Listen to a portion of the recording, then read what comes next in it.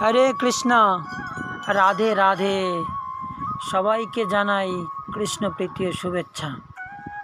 পুনরায় আবার 4 বছর পর শ্রী শ্রী রাধা মাধব গৌরাঙ্গ ভবন মন্দিরের নির্মাণ কাজ শুরু হয়েছে।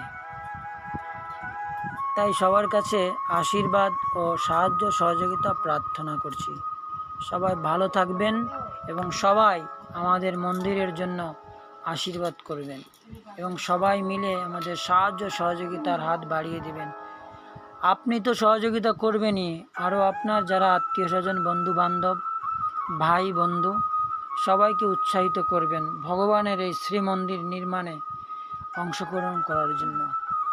আমরা অনেক কিছু অনেক জায়গায় দান করি, কিন্তু ভগবানের মন্দিরে যদি আমরা দান করি বা সেবা করি, এটা অক্ষয় হয়ে থাকে অনন্তকাল ভগবানের কাছে। হরে কৃষ্ণ, রাধে।